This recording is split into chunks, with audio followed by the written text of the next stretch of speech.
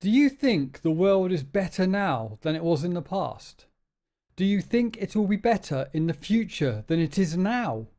Upon what are you basing your views? What if I told you that your views depend on your level of knowledge and also the country that you come from? Shall we begin? This first chart is a survey into optimism about future improvements in global living conditions. And you can see there is a distinct correlation between a country's level of affluence and the level of optimism about the future. It does seem that pessimism is broadly indicative of exceptional privilege, living standards largely created and supported by the economic benefits rooted in slavery and colonialism, and ironically home to the people with the greatest access to easy information, and thus, well, they really should know better. In fact, to go a little more in depth, the researchers included a series of questions about global development to understand who was saying what and how much they actually really knew. If we look at this graphic here, there can be seen a clear correlation between those with a good level of knowledge being optimistic and those with less actual knowledge being pessimistic. Okay, that is all well and good, and we can carry on down this path forever, but let's drill down into the facts and data a little bit more to support what is actually being said here. Let us start with extreme poverty. As you can see from this graphic here, 2 centuries ago, the level of global extreme poverty was an astonishing 94%. It has declined constantly since then to under 10% today. It is true, this is still too high, and certain areas, especially on the African continent, continue to stay higher than elsewhere, but progress has been made and continues to be made. A worthwhile goal, if ever there was one, do you not agree? Okay, what about child mortality? Have a look at this graphic. A metric that surely everyone agrees is worthwhile. Back in 1800, a massive 43% of the world's population died as young children, under the age of 5. Today, it is down to 4.5%. A massive improvement and a huge driving force behind declining birth rates globally. However, this still equates to 11 children dying every minute. Another goal that benefits the world to chase. What about diseases? Let us look at malaria. See this graphic here. In just the last century, many areas have eradicated this threat. It is down from being a threat to half the world to just a quarter today. And whilst it is predicted to have been responsible for maybe even 5 billion or more deaths in total, the last 20 years we have cut its death rate in half to under 500,000 a year, and new advances in genetic engineering for targeted release programs could see that slashed even further.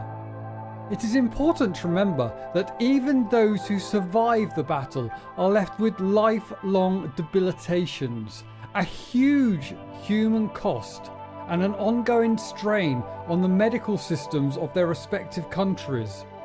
So, again, a goal that benefits us all. Shall we look at wars? Have a look at this graphic. Now, whilst it is true that the number of state-based conflicts has increased, the number of deaths due to war has been on a steady trajectory down for the last century, no matter which method of viewing the data you use.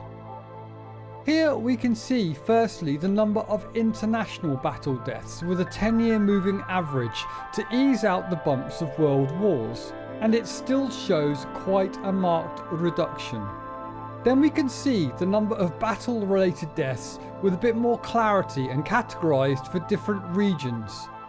And finally, a decade by decade breakdown by type, which again shows a very distinct direction in numbers.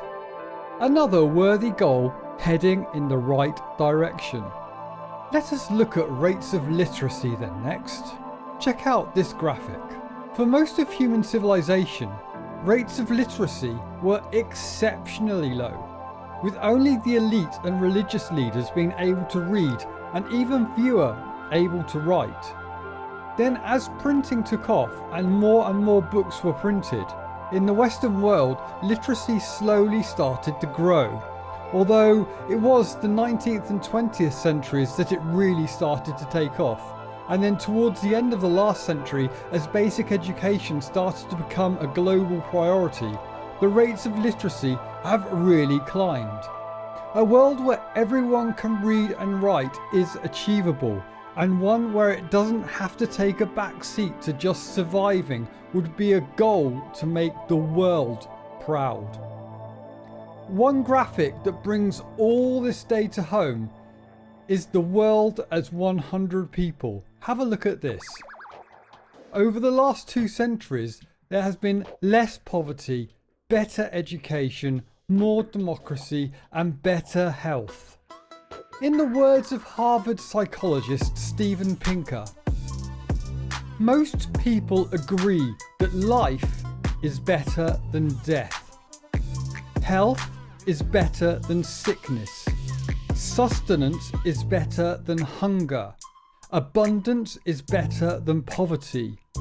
Peace is better than war.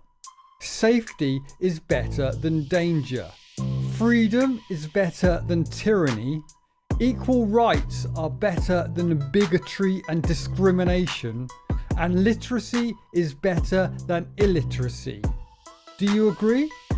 And it is a fact that we have all of these in greater plenitude than we did even just 100 years ago.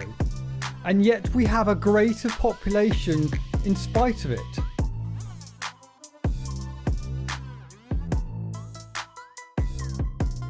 We live longer and healthier lives on average than at any point in our history, and the ailments we mostly die of are the diseases of old age, affluence and overindulgence, and we soon may well have overcome these also. A larger population has not made us worse off. Overconsumption is what blights us and our environment today, and this will not be made better by returning to some archaic time from the past. Indeed, it is through invention and discovery that we will cure the ills that beset us today, and these are best beaten with more minds that are more articulate and better educated, with access to more information and in close contact with all the other brightest minds that exist, with whom to collaborate and to make the next great discoveries. A quick point. It is true that the year 2020 has seen a global epidemic and has set a lot of our goals and aims back a little bit. This is only on a very short timescale. We should be looking at things over decades, not months. So these things will even out into the future. It is just that when you're in the middle of them, they seem a lot worse than they are with hindsight. So do not let the doom mongers cloud your future. It is together that we will overcome the final hurdles we face. Our problems that we currently face are no greater or different than any of those that we have already overcome time and time again. And with fewer great minds, less combined knowledge, and without the wonders of modern technology that we have at our disposal today. This is just a brief overview and a quick introduction to what lays ahead, where I will delve with more detail into individual subjects and introduce the great ideas that will help us live longer and healthier lives, as well as helping the world become a sustainable home and with the toys to make each day better than the last.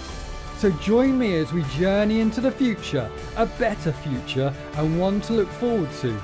And don't forget to subscribe so you will not miss future videos. And if you enjoyed this, click the like button and leave a comment below. And thank you for joining me.